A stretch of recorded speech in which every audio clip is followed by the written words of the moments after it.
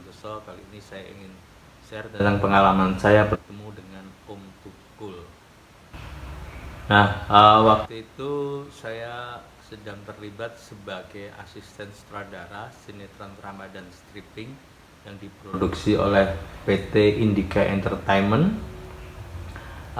Karena itu sinetron Ramadan Stripping, jadi dibikin 3 tim ya. Saya menjadi asisten sutradara untuk tim ketiga, di mana sutradaranya Bang Efisien. Nah, di sinetron Padamu Aku Bersimpuh itu dibintangi waktu itu ada Iis Dahlia, Paramita Rusady, Gunawan, Toro Margen, Cok Simbara, Gito Rolis gitu ya. Terus ada juga artis dari Sri Mulat, yaitu bintang-bintang Sri Mulat, diantaranya Mas Basuki sama Om Tukul. Nah, waktu itu sedang syuting di pemakaman, di sebuah pemakaman di daerah Bintaro. Waktu itu ada adegan penguburan salah satu tokoh dari sinetron stripping itu. Nah, di tengah-tengah itu, di sela-sela syuting itu, saya mulai berkenalan dengan Om Tukul gitu kan. Nah, Om Tukul belum seperti sekarang, seperti Empat Mata atau acara-acara lainnya itu menjadi superstar. Sekarang itu waktu itu masih menjadi peran pendukung. Nah,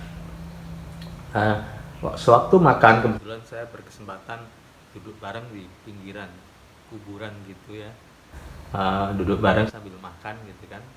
Nah, Om Tukul ini nanya sama saya, "Teguh, kamu Jawane ngendi?" Nah, saya bilang, aku Pekalongan Om. Oh, Pekalongan. Oh, wis merantau di Jakarta ini. Ya lumayan Om, dari sejak kuliah. Oh, IKJ. Iya. Bagus. Pokoknya jadi wong Jawa itu harus prigel ya. Yo pokoknya kerja keras, prigel itu kerja keras, jangan pilih-pilih, jangan gengsi, jangan milih-milih kerjaan yang bayarannya mahal diambil, yang bayarannya kecil nggak diambil. Cukup, jangan gitu. Pokoknya harus kerja keras untuk apapun itu. Ya waktu itu Om Tukul juga cerita, saya juga masih kosku di sini gitu. Saya datang ke Jakarta gitu, ajak teman-teman untuk syuting gitu. Saya ikut gitu. Nah, kamu juga gitu harus ikut. Terus sing legowo Jakarta itu kudu legowo, kudu wong. Jadi artinya sing jembar hatinya, yang ikhlas gitu. Jangan karena kita dibayar murah terus ngeluh gitu. Kadang misalnya kita rezekinya kecil, itu katanya ya terima yang pandum gitu, terima pada rezekinya yang ikhlas gitu, jangan gundul, jangan mengeluh gitu katanya. Nah, karena yang menilai kita itu bukan saja atasan kita atau bos kita atau rekan kerja kita, tapi Gusti Allah kan. Itu kata-kata Om Tukul itu luar biasa, sehingga itu membuat sepertinya itu kita banyak temuin itu di buku-buku, di nasihat guru-guru kita gitu.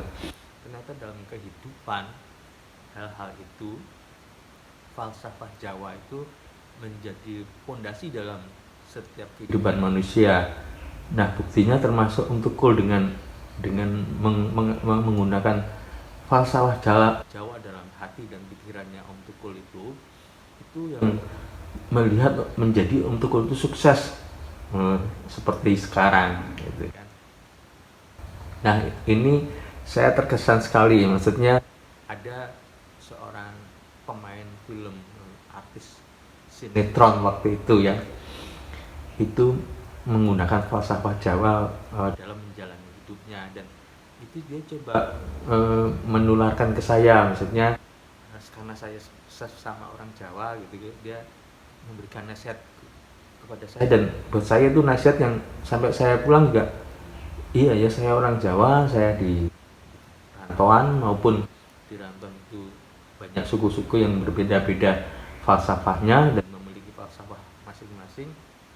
Namun falsafah hidup Om Tukul itu yang menggunakan falsafah Jawa itu buat saya luar biasa. Artinya dia menunjukkan bahwa dengan dia prigel, dia legowo, dia trimo ing pandum, sampai akhirnya dia juga setelah selesai makan itu juga yang saya ingat, kok ada di wong ki ku mikul dhuwur mendem jero gitu.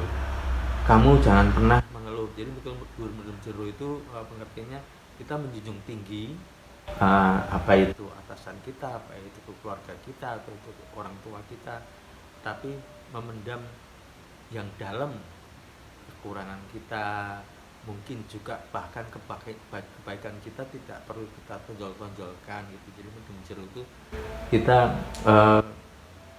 tawaduk lah gitu ya. Nah ternyata setelah saya rasakan juga antara falsafah Jawa dengan falsafah Islam juga, kayak misalnya legowo itu bisa bermakna ikhlas gitu kan. Terus mikul dhuwur mendem jero itu bisa berpengertian juga ikhlas yang luar biasa gitu, menjadi suatu tawaduknya seorang itu jadi seorang yang merendah di hadapan orang lain gitu, merendah terutama juga di hadapan Allah ya. Karena dengan untuk ngomong gitu medem jero mikul dhuwur, yo wis mek bosmu kuwi kamu asisten saudara, bosmu saudara, kamu juga punya bos produser gitu. Kamu bekerja bagaimana untuk keinginan saudaramu, keinginan produsermu gitu. Jadi seimbang gitu. Jangan sampai seperti mementingkan diri sendiri gitu. Ya om, makasih ya om gitu. Yo tenang lo, jadi tenang bro, gue rasakno gitu, jalan lo gitu, kamu rasakan itu dan jalanin itu. Saya dulu dari kesini Jakarta nggak punya apa-apa, nggak bisa apa-apa, sampai bisa kos aja saya itu bersyukur gitu om ya. Makasih banyak ya om nasihatnya gitu. Jadi dengan semua yang Om Tukul bicarakan kepada saya ini, itu juga saya coba terapkan gitu. Terutama Om Tukul juga bilang, dadi wong itu jujur, ojo gengsi, terima wae kerjaan apa wae, ojo gengsi, sing penting ku apik bener halal ya. Ojo isin gitu, ojo gengsi tentang di Jakarta pergaulannya seperti apa, ojo gengsi. Jadi saya merasa Om Tukul biarpun baru ketemu saya juga sebagai cuma asisten saudara yang waktu itu juga sama si kos gitu kan. Dia seperti menasihatin saya yang orang lain, bahkan mungkin Om Tukul berarti kepada siapapun dia mencoba menularkan kebaikan gitu. Nah ini yang buat saya ada juga yang artis yang mau berbagi pengalaman batin dengan kata-kata mulia. Nah kata-kata mulia Om Tukul ini yang saya terapkan dalam saya berkarir, saya berkecimpung di dunia perfilman maupun sinetron ini. Saya berusaha untuk melakukan kata-kata mulia itu karena buat saya itu suatu kebaikan juga. Nah selain itu juga ada juga waktu itu saya masih ikut syuting di PT Diwangkara, saya jadi asisten sutradara juga. Saya bertemu dengan artis Inneke Koesherawati, dan Mbak Inneke itu waktu itu kejadiannya saya dituntut sama produser untuk bekerja cepat gitu, supaya mungkin bisa ada penghematan atau apa, cepat tapi bagus gitu kata produsernya. Sementara waktu itu sinetron masih weekly, masih awal-awalnya ada sinetron itu masih weekly, itu seminggu sekali tayang gitu. Bahkan itu bisa nyetok karena itu sudah membuat sinetron tapi belum ditayangkan, tapi masih ditawarkan untuk dijual dan sudah ada yang mau beli gitu. Nah karena saya dituntut kerja cepat, saya berusaha cepat menyiapkan apa saja ada gitu kan.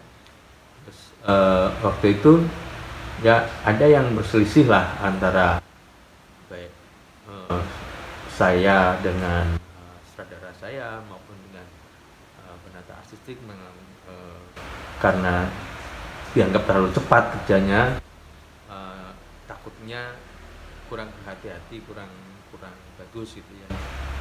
Nah, ya eh, saya berusaha menunjukkan bahwa ini yang sudah saya kerjakan udah jadi cepat gitu kan, tinggal ya monggo gitu. Mau mau dieksekusi dengan cepat atau enggak gitu. Sehingga dari situ eh, saya waktu itu saya duduk di bawah, Mbak Ineke sedang make up di ke kursi, terus dia sing sabar jadi orang itu sabar biar orang sabar itu dikasih Allah gitu. Nah ada artis seperti Mbak Ineke ini kok dia tidak mengejar uang juga. Saya juga tidak hanya mengejar uang karena saya bekerja juga kepada sutradara, kepada produser gitu. Produsernya berpesan semakin cepat semakin bagus, tapi dengan upaya saya untuk bekerja cepat itu akhirnya karena saya ingat Om Teguh itu bekerja keras mau dapat kecil atau apa, dan kalau kamu direndahkan atau apapun, kamu jangan mengeluh sama atasanmu, kamu jangan mengeluh sama rekan kerjamu, pokoknya mikul dhuwur mendem jero itu. Nah akhirnya dengan seperti itu dari atasannya, dari produsernya itu, justru kita satu tim tapi mengerjakan 2 serial sinetron gitu. Bahkan akhirnya dalam satu hari itu karena dengan saya jadi asisten itu dari pagi sampai sore sudah selesai gitu, sehingga malam tidak pernah ada syuting malam. Kadang syuting malam pun kita bisa set up untuk itu seperti malam, kecuali kalau ada yang eksterior malam, akhirnya adegan malam pun saya kumpulkan hanya syuting malam semua gitu. Nah dari bakat yang saya terima dari Allah ini, saya bisa bekerja dengan cepat ini, akhirnya membuat ada rezeki baru lagi. Jadi satu tim itu menggarap 2 serial sinetron. Jadi kalau pagi sampai sore itu mengerjakan skenario episode A katakanlah, yang malam sampai tengah malam itu skenario episode yang serial B gitu kan. Bahkan kita bisa subsidi silang, kadang yang untuk sinetron episode untuk serial B ya ada yang syuting di siang hari, begitu juga sebaliknya, sehingga justru saya cukup kewalahan mengatasinya karena harus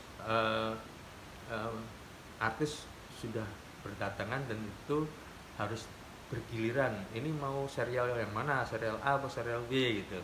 Nah inilah demikian tadi, bahwa nilai-nilai falsafah Jawa seperti juga yang diterapkan Om Tukul, baik itu dalam kehidupannya Om Tukul maupun yang Om Tukul coba tularkan kepada saya, terutama yang saya alami sendiri. Artinya mungkin Om Tukul juga menularkan kepada orang-orang lain gitu kan, rekan-rekannya, teman-temannya, atau Om Tukul juga mendapatkan itu dari bosnya yang dulu, Pak Teguh Sri Mulat, atau dari rekan-rekannya artis-artis simulat gitu. Jadi dengan falsafah Jawa itu dan nilai-nilai Prike, Legowo, Trimo en Pandum,